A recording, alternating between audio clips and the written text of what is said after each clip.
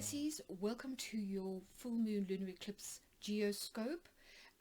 If you are a regular subscriber to my newsletter, welcome back to the second part of your extended forecast.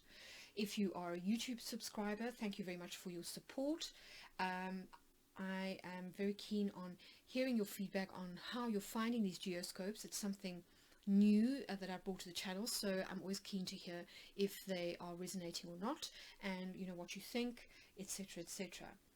So what can we expect at this particular full moon eclipse? Let's have a look and see what Spirit wants us to kind of be aware of.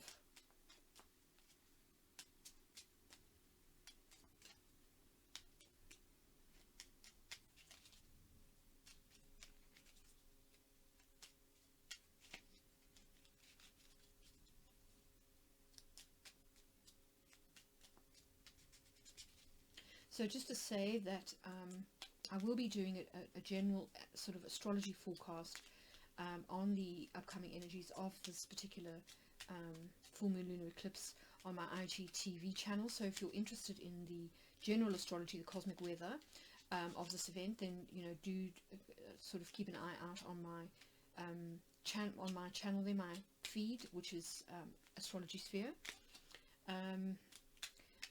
But for those who subscribe to my website and get my newsletter every sort of moon phase, you will have access to the horoscopes that I've done for this particular event. So if you haven't signed up for that, you might want to think about it, because it is free and I don't spam anyone or sell details or anything like that. Okay, I think we've shuffled enough. Let's see what comes out when we cut the cards.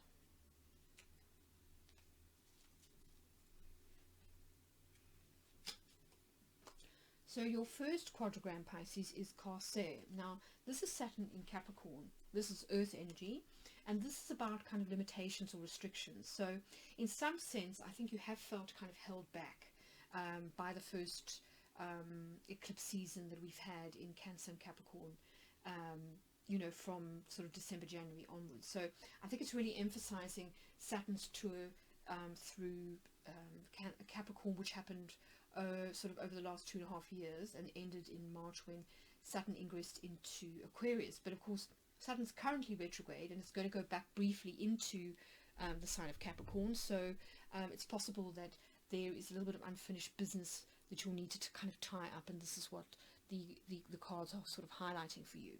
But in general, I think it means that on some level, you know, lockdown has probably had a sort of a negative impact on you. It's made you realize certain things. Sometimes we need those to bump up against certain restrictions or limitations in order to appreciate things, for example, our freedoms, or it could have made us realize how resourceful we are in sort of moving around restrictions or limitations. And of course, being a water sign, that's probably your forte. So, you know, just something to bear in mind. Wow, so this is highlighted again, and it almost seems to be saying, this is the second time now this has come out, that you felt restricted when it comes to particularly home, family, and you know, everything to do with where you live. So it could be that you've really not enjoyed being sort of stuck at home, that you are itching to sort of get out, and you're hoping that restrictions will kind of lift soon, or it could also point to where you might have felt restricted in terms of how family might be holding you back, or where you live. Maybe your current home is too small and you sort of realize you need to sort of move somewhere that's got more space. So it could be as literal as that, or it could be that you have elderly parents and you are quite restricted in terms of movement and sort of lifestyle as a result, but something in your kind of home or family environment is limiting or restricting you, or making you feel a little bit imprisoned or trapped. Interesting. Now we have the moon in Cancer, so this is the opposite energy to Saturn in Capricorn. So this is kind of the almost the polarities that were playing out during the first 6 months of this year. On the one hand, we've got this very paternal energy of Saturn in Capricorn, and then we've got this very maternal energy of the moon in Cancer. So this points to relationships, particularly with large groups of people. So it can often point to how we feel we sort of fit into the group, and this here I'm thinking of, for example, cultural kind of overlays, your ethnicity, what country you come from. Somehow this may be important in significant relationships, because seventh house does tend to be mainly to do with one-to-one relationships or committed partnerships, so kind of long-term associations. So somehow the kind of the sort of mass or the group dynamic is kind of coming together with the sort of the smaller, more intimate one-to-one here, which is interesting. Then for your final quadrogram, we've got Lightisha. Interesting, this is water energy. So we've got water, and we've got earth and earth. So Lightisha in your 10th house, which is already really quite strongly emphasized by the axis of the sun and the moon at the lunar eclipse. It seems as though you're very focused on finding your happiness, so finding a direction in life or a career that's going to bring you joy and happiness and sort of lead to more flow and grace, and just a feeling of things happening easily, rather than this very restrictive energy where there's a lot of obstacles that you have to constantly overcome or work around or problem solve. So you want more flow in your life. So that's really interesting. I'm just going to pause the video now while I quickly do the conversions, and then we can continue with your reading. Hi Pisces, welcome back to your reading. So as you can see, I've done your conversion. This is using the table that I've created for myself. If you're interested in kind of experimenting a little bit with geomancy, then you can download this free from my website. Just go to astrologysphere.com and click on the geomancy page on the sort of front page, and you will be taken to the relevant place where you can download this sheet. So I won't kind of go into too much detail, except to say that I'm not using the straightforward consecutive numbering system here for house allocation. I'm using the Golden Dawn system, which means that I've allocated the 4 mothers to the cardinal houses, and then the 4 daughters to the succedent houses, and then the nieces to the cadent houses. So let's get into your reading and find out what's in store for the next couple of weeks. So as you can see, I have laid out all the cards on the casting cloth based on the conversion table. So let's kind of get into this reading a little bit. So one thing I found extremely interesting about this particular reading was how many times certain quadrograms got repeated. So for example, we had Kase repeated over here twice, and it is repeated again in the Judge card. So one of the main themes of your reading seems to be about learning to live with or overcoming limitations or restrictions. So I find it quite interesting that in the I Ching, for example, one of the things that it says about how to kind of overcome obstacles is to act like water. So to sort of, if you are feeling enclosed in the abyss or the pit, for example, to allow the water to just flow in until it reaches the top of the pit, and then it will overflow. So there's this idea of water being one of the few elements that can kind of work around obstacles.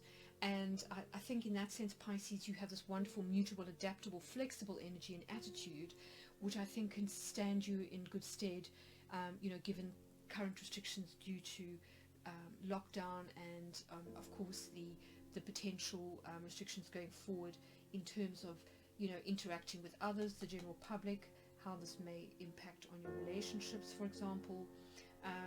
And it's interesting here that we've got populace, which, as I said, is the quadrogram associated with crowds, also repeated several times. So we've got it here in the 3rd house, we've got it in the 7th house, we've got it in the 8th house, and we've got it in the 5th house.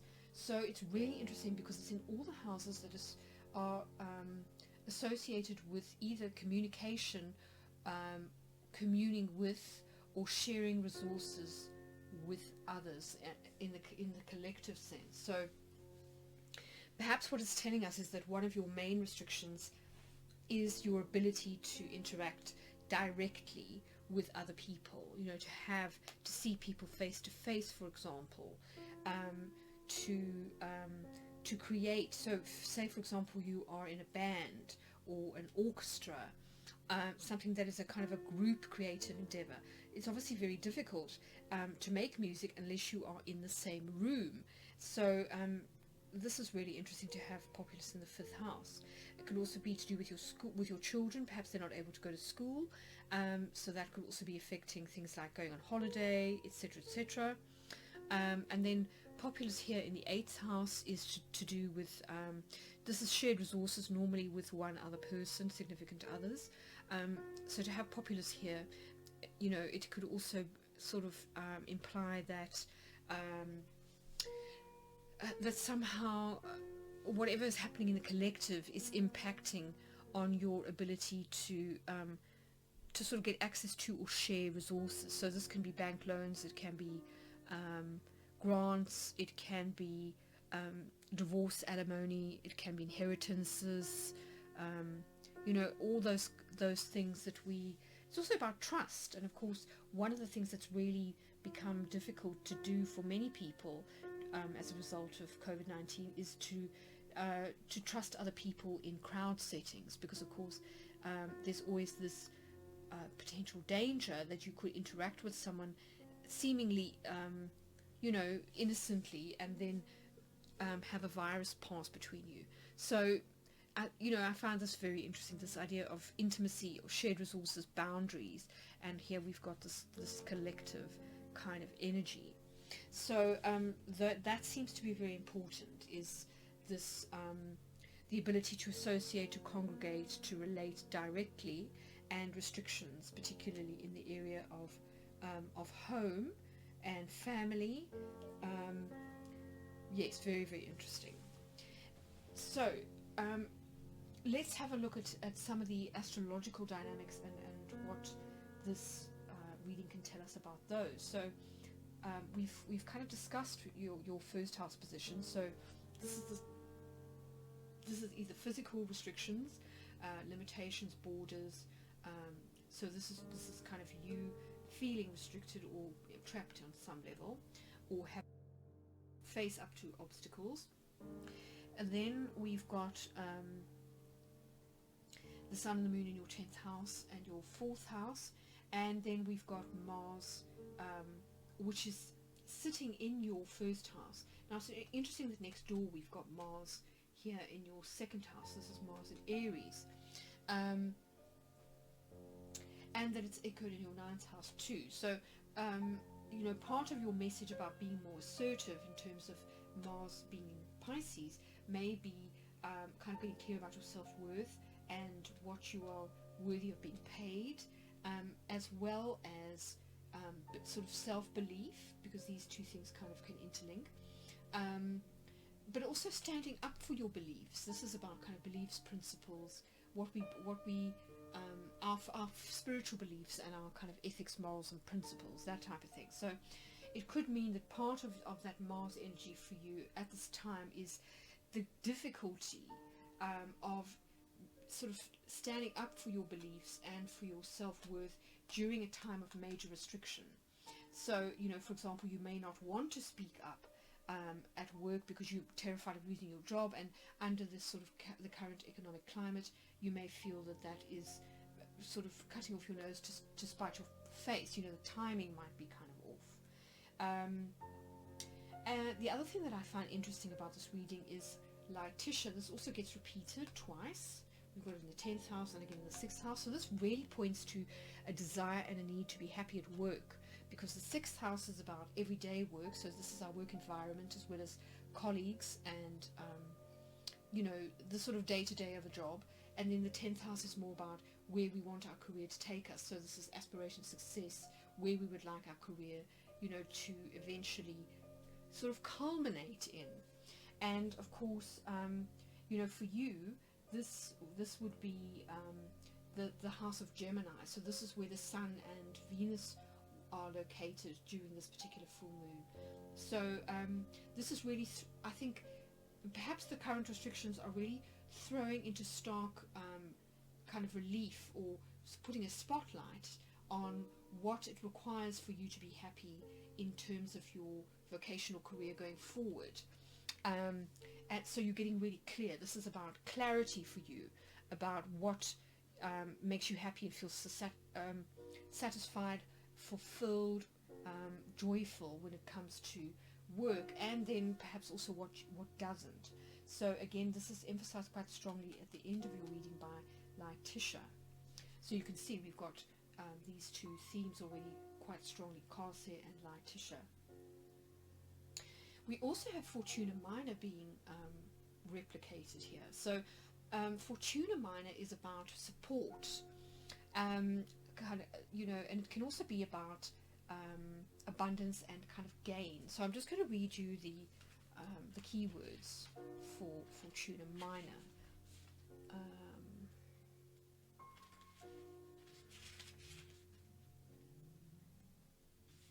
So this is fortunate circumstances, external protection, help and support from others, swift progress, unexpected shifts and positive changes. So it's interesting that the quadrigram is supposed to represent a mountain with a signpost on top of it. So it's almost like a great big flag. I think it's almost sort of pointing you in the direction, this signposting you to what is going to bring you happiness. So it's interesting that we find it in the 11th and the 12th houses. So 11th house really reiterates this idea of populace, you know, the kind of belonging or group dynamic, because the 11th house is kind of group memberships, it's social media, it's collective energy. So this is where you kind of fit into or belong to something larger than yourself, a larger group of people.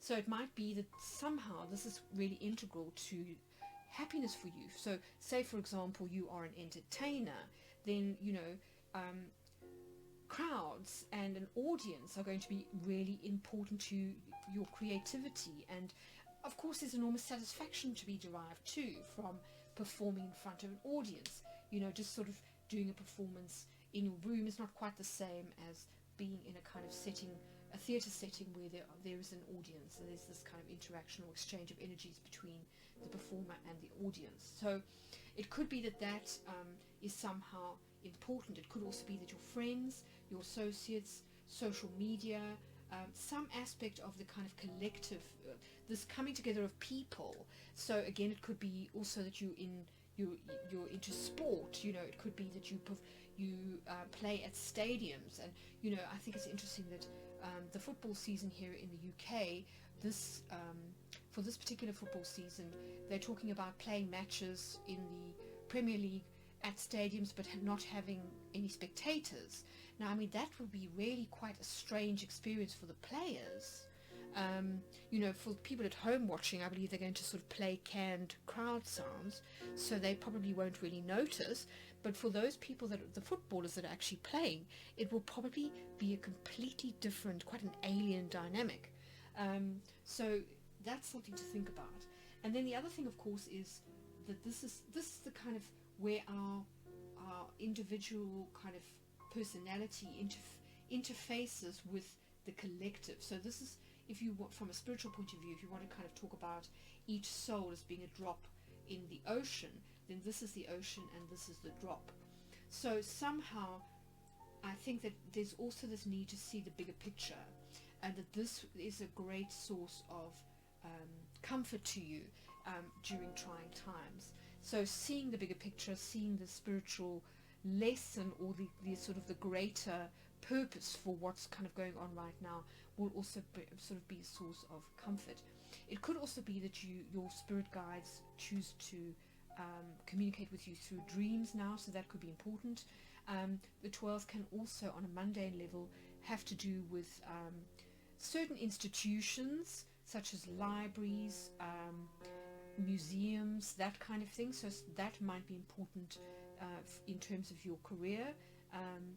But it's definitely saying that this is areas where you can derive support from, is kind of the collective unconscious, or the world of spirit, and then also from support from crowdfunding, for example, social media. It might be that you realize that one way to get around, restrictions is through social media, that you can still commune with others through social media. You can also share ideas. You can share your art or your creative endeavors through social media. Doing kind of live feeds, or like me doing my readings and then posting them on YouTube. So quite a lot going on here, but I think if we want to sort of sum it up, we look at the witnesses and the judge. So this is kind of the outcome of your reading. And so what it seems to be saying is that at this time there will be a mixture of kind of happiness and joy and sorrow and loss on the other. And I mean, this is very representative of life, isn't it? It has its ups, it has its downs. Sometimes we're happy, sometimes we're sad. There's certain things that happen to us that we want to celebrate. There's other things that we want to mourn over. And this is what makes up the fabric of life, particularly mortal life. And so the culmination of your reading is this Corsair, which I think is just sort of saying to you that for this particular mutable eclipse, which lasts for 2 weeks, you'll be all too aware of what is sort of holding you back, or what you need to overcome in order to find happiness. And sometimes, taking that very Eastern approach, where they kind of say, life is suffering, mortal life is suffering, and that almost to accept that is to overcome it. So this idea of what we resist persists. So almost taking that sort of Eastern approach of accepting limitations, which then means that they don't become limitations in your mind. So yes, I hope that has been helpful. A very complex reading, probably the most subtle reading of all the signs this time around, which is no surprise because you Pisceans are very deep and subtle people. So I hope that has been useful. I'd love to hear your feedback. So do drop a comment in the box below to say how you found this reading, whether it resonated or not. And if you like this type of reading, I'm hoping to do it more in the future. So do hit the subscribe button if you'd like to be notified of when I post again in the future. But I hope that you've enjoyed this. All the best for the upcoming 2 weeks of this waning moon cycle, and I will catch you again for the solar eclipse later on in June, when we start the new 6-month cycle.